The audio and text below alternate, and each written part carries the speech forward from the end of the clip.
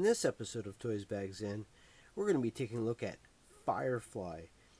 And not just this version of Firefly, but all the Fireflies that I have in my collection and anything that has to do with Firefly.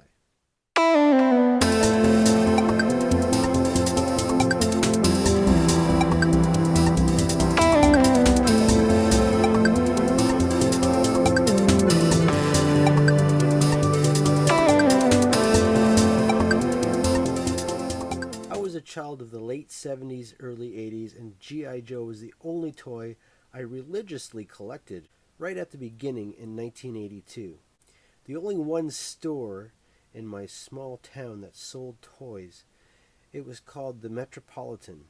The Met, which we all called in our small town, was in a very small mall that had a grocery store, a hardware store, a bookstore, gift shops, and even a liquor store in it. So, of course, my mother would drag us there every time she needed something, which was at least once a week. So my sister and I would walk through the seemingly large aisles of toys. And one day, one of the end caps of the toy aisle had a huge display of carded G.I. Joe figures, freshly pegged, on display for me to look through. You could only get one toy, my mom's voice would echo through my head. That day I remembered seeing a figure which looked like a ninja in gray camo. He looked amazing. He came with a green machine gun, a walkie-talkie, and a backpack that had a removable panel which revealed tools inside. And a bonus, he was a Cobra figure. It had eye-catching art on the front of the card, just like all the G.I. Joe figures back then. And my favorite part of our car ride back home was reading the file card revealing who this mystery character was. And he was a mystery. We'll take a look at his file card and you'll see what I mean. This here is my childhood Firefly version 1, released in 1984. You can see the camo. He's got the Cobra symbol here on the right arm. If we take a look at his original file card here, Cobra Saboteur. File name classified. Primary military specialty: sabotage, demolitions, and terror. Birthplace classified. No one knows what Firefly's real name is or what he looks like. He is known by his work, expert in all NATO and Warsaw Pact explosives and detonators, always places his charges in the one place that affords maximum damage.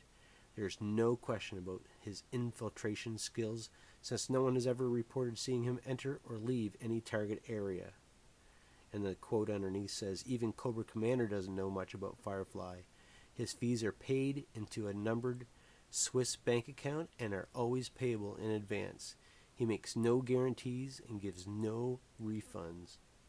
I have another file card that we'll take a look at later on. It's pretty much the same as this, but it was written about 25 years later. So we'll take a look at that.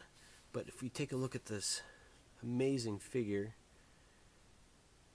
I mean, he looked like, I had Storm Shadow already, so it's just because he had the mask on that it looked like he was a ninja. But obviously he's got grenades on his chest, pouches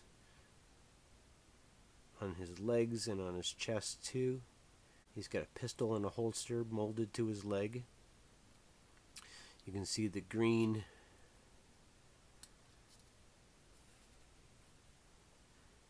walkie-talkie or the cell phone that he's got. And I loved his weapon too. It was really cool. But the part, like I said earlier, that I was really amazed by was his backpack. Not only was it a cool backpack, but it had a removable cover in the back where you could see all of the tools. Really neat.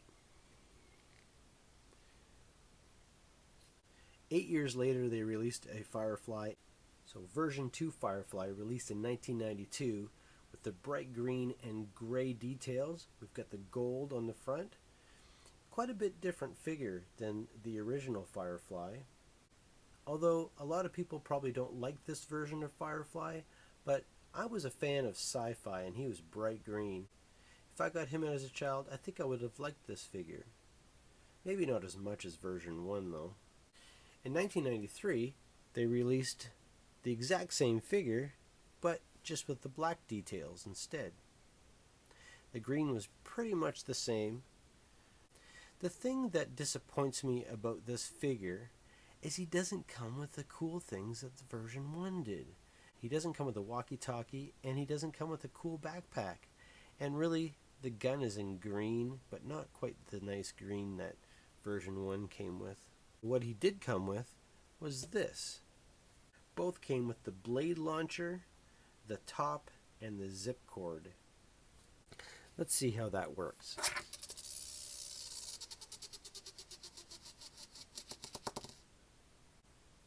And of course the launcher did come in that dreaded gold plastic.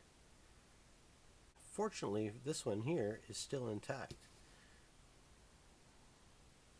And if anybody's just watching this and had this figure as a kid, I'd like to hear your memories of him and if you liked the accessories. Did you get bored of them after a while?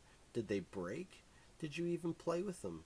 Or did you just really enjoy them and they were part of your G.I. Joe play?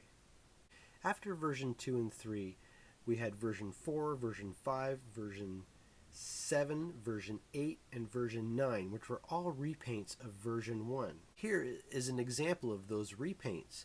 This is version 7, released in 2002. Same as version 1, but in red with the black and the blue. It does have kind of a bronze boot and gloves. And instead of having the Cobra symbol on his right shoulder, they put it on his head, right in his forehead, which looks kind of strange to me. I think it would look better here. But you can see it's the exact same mold. You've got the pistol and the holster, the pouches, the grenades, and of course he's got the exact same backpack, walkie-talkie, and machine gun, all in black. I think that looks really good. Version 9 was released in 2003, which was a repaint of version 1. I do have an example of a figure that looks just like him, almost in the same color scheme, except it's not Firefly. Let's check him out. This figure right here looks like Firefly, and he looks a lot like the same paint scheme as version 9 of Firefly, but it's not. In 2003, Hasbro also released this. It's the Toys R Us Tiger Force exclusive 5-pack. And here, this is version 1 Wreckage. You can see he's pretty much exactly the same as Firefly, and they also gave him the same accessories. The backpack, the machine gun, and the walkie-talkie. And although by now Hasbro experimented with several new body constructions, they were still producing O-ring style figures. For the most part, I stayed away from those modern looking figures with such unfamiliar articulation and scale until the 25th anniversary figures. In 2007, version 14 was released. I don't take these out of the package because I kind of like them better in the card. They're more like 4-inch instead of 3 3/4, and they're hard to display because they don't stand up very well. And you can see how this modern figure really looks nice on this vintage style card. And if you look at the back, you can see the figures that they released in this wave.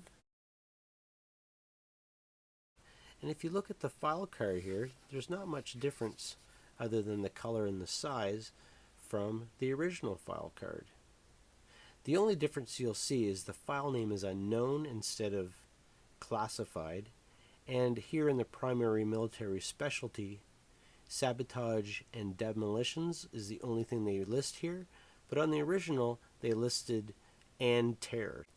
You can see here that even though he has a lot of cool things, he's got a stand, he's got the backpack with, again, the removable compartment.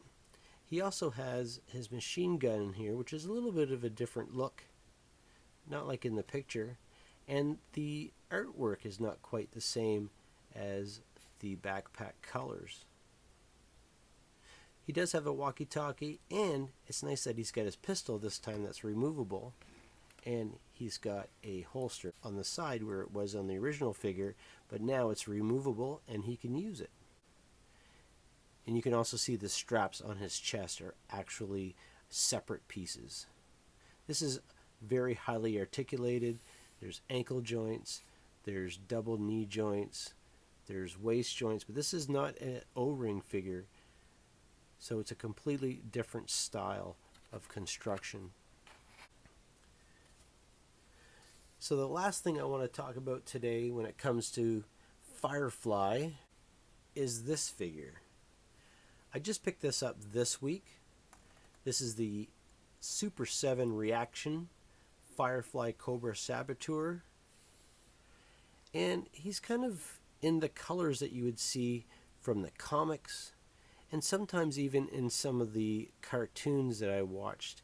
He kind of had that purplish blue kind of coloring to him. Now this guy is only 5 points of articulation, which is kind of a step back from the original figures, and I'm not really a huge fan of that, but I did buy this just to have it in my collection. You can see all the figures that are available up to this wave, and you can notice here that on the file card here from Super 7 they added "and Terror," and instead of "unknown" they put it back to "classified." So they brought it all back from the vintage file card here, which I think looks really good. You can see that instead of the artwork from the front, they used artwork from the cartoon. The thing that is disappointing about this figure is he doesn't come with the things that I love. He doesn't have the backpack, and he doesn't have the walkie-talkie. They could have brought this figure to the next level if they would have done that. And that's unfortunate. For the price that we're paying for these figures, they could do that. He's still going to look good in my collection, so I'm glad I got him. So thanks for being here and watching this episode of Toys Back Zen. Please like and subscribe if you haven't already. Hit the notification bell and leave a comment down below. Let me know about your memories of Firefly. Thanks for watching. Bye.